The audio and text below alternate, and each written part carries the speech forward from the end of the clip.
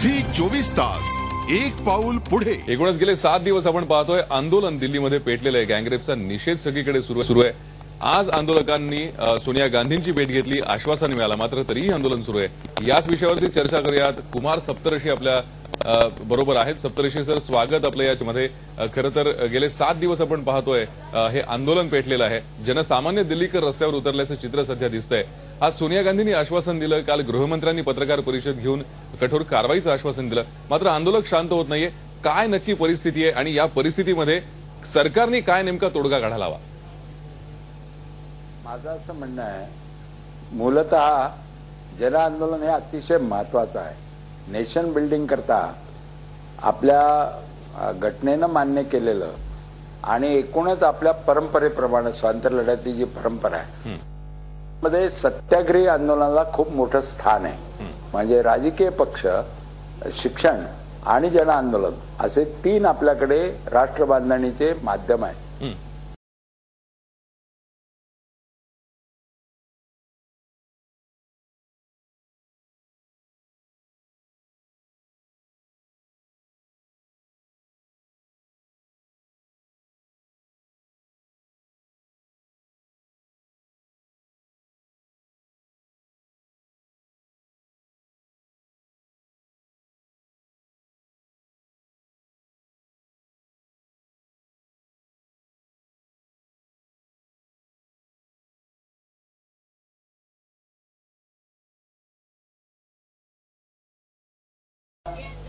गृहमंत्री बोलले, याच्यावर नाही असं दिसतं की सरकार हे प्रतिसाद देणार आहे जन आंदोलन या ठिकाणी।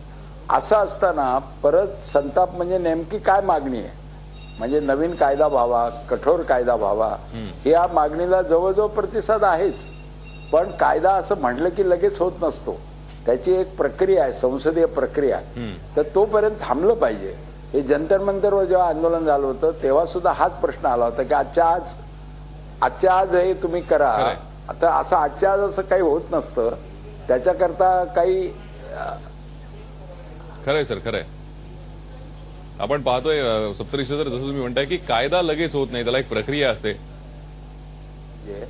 असं जर मागणी असेल तर ते कठीण आहे। कायदा आम्ही करणारच नाही असं सरकारने आडमोठी भूमिका घेतलेली दिसत नाही आता तरी। खरंय। आणि बळाचा वापर हा त्याच्यामध्ये गोळीबार वगैरे सारखा याची हानी करणारा, जीवित हानी करणारा असा काही सरकारने बळाचा वापर केला नाही। बरोबर। रबरी गोळ्या वापरणं, पाण्याचे फवारे मारणं हे म्हणजे फक्त मॉब डिस्पर्सल असतं। खरंय। कारण मॉब हिंसक होऊ नये ही काळजी घ्यावी लागते आणि ती घेतलीच पाहिजे। बरोबर आहे। मात्र सर, असं वाटतं का की गेले 7 दिवस हे आंदोलन सुरू आहे आणि या आंदोलनामध्ये सातत्यानं मागणी होतीये, फाशीच्या शिक्षेची मागणी सर्वच स्तरातून होतीये, मात्र फाशी देऊन हा प्रश्न सुटेल असं आपल्याला वाटतं? मला वाटत नाही, कारण फाशीची सजा ही अगदी वेगळं, रेअरेस्ट रेअर असं काही असेल तर देतात। आणि एकूणच जगामध्ये आता फाशी देऊ नये, अजन्म जन्मठेप द्यावी असा एक आंतरराष्ट्रीय विचार आहे। त्याच्यापासून भारताला फार वेगळं राहता येणार नाही। आणि शासनानं माणसाचा जीव घेतल्याने लोकांना भीती वाटते असं कुठं सिद्ध झालेलं नाही सबंध मानव जातीमध्ये। त्यामुळे त्या माणसाला जास्तीत जास्त पश्चाताप होईल इतका तर व्हावा, म्हणजे त्याला सोशल सर्क्युलेशन मधून बाजूला काढावं, सामाजिक अभिसरणामधून, आणि एकांतात ठेवावं।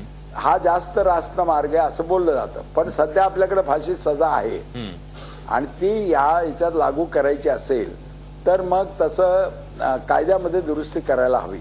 आणि कायद्याची दुरुस्ती होऊन जर झालं, कारण शासन जेव्हा कोणाला फाशी देतं तर ती न्याय फाशी आहे असं वाटलं पाहिजे। बरोबर आहे। आणि न्यायाची प्रक्रिया पूर्ण झाली पाहिजे। खरंय सर, आपण बघतोय जन आंदोलन हे सुरू आहे इथे।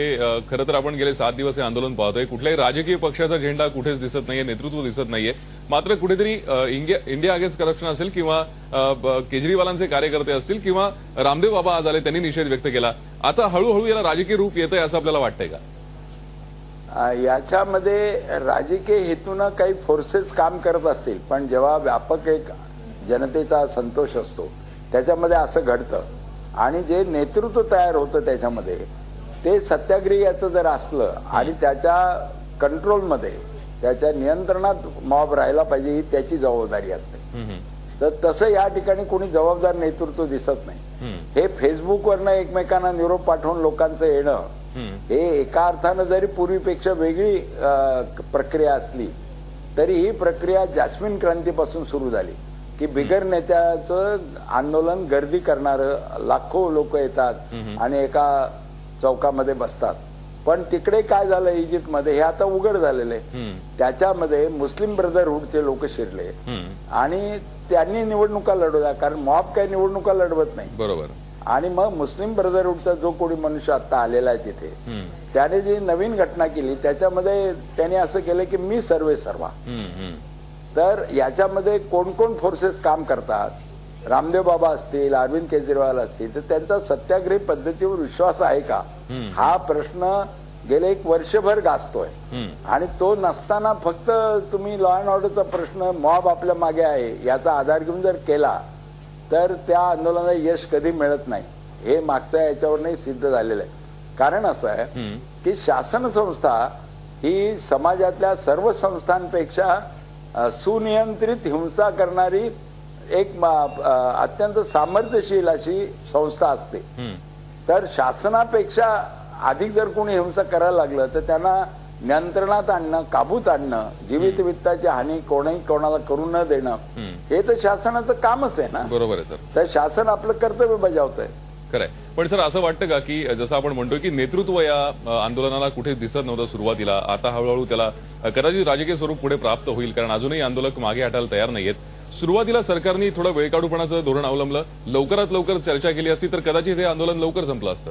नाही पण आज चर्चा केली ना त्यांनी बरं का. ही चर्चा केल्यानंतर रामदेव बाबा आणि अरविंद केजरीवाल यांचं नेतृत्व त्या ठिकाणी आलं आणि मग त्याच्यानंतर हिंसाचार झाला. याचा अर्थ काय होतो, आधी ते नेतृत्वहीन होतं आणि ज्यांनी नेतृत्व करायचं म्हटलं ते सुद्धा या गोष्टींवर विश्वास ठेवणारे आहेत असं दिसतंय. तर त्यांची जबाबदारी आहे मॉबला कंट्रोल करणं. पण मला असं वाटतंय की हा मॉब त्यांच्याही कंट्रोलमधला नसेल. कारण सुरुवातीपासून मग मॉब बांधावा लागतो एखाद्या मागणीवर. गांधीजींनी सांगितलंय की सत्याग्रहाच्या 4 अवस्थातून आंदोलन जावं लागतं. पहिली अवस्था असते उदासीनतेची. ती उदासीनता घालवणारे पुढे नेते होतात. नंतर त्यांचा उपहास होतो, त्यालाही त्यांनी टिकून राहावं लागतं. नंतर निंदा होते आणि मग दडपशाही होते आणि यालाही टिकलं तर मग पुढे यश मिळतं. तर अशा या 4 अवस्थातून हे आंदोलन चाललंय असं दिसत नाही. आणि त्याच्यामध्ये आग्रह जो आहे तो कुठेतरी संसदीय पद्धती, संसद सार्वभौम आहे हा विचार याला बाजूला टाकलं जात आहे. तर मग लोकशाहीच्या जागी मोबॉक्रेसी येण्याचा फार धोका आहे. म्हणजे गर्दीचं जास्त प्रभाव पडतो इथे. तर गर्दी कुणी कसंही जमवू शकतं हे आपण लक्षात ठेवलं. अगदी खरंय सर. ही आंदोलनं जसं आता हे आंदोलन आहे सरकारसाठी हे एक मोठं उदाहरण असेल. यापुढे अशा आंदोलनांना नियंत्रित ठेवणं किंवा अशी आंदोलनं होऊ नये यासाठी सरकारने दक्षता घ्यायला हवी. कारण जसं तुम्ही म्हणताय की कुठेही संसद सार्वभौम आहे हे या आंदोलनात कुठेही दिसत नाहीये.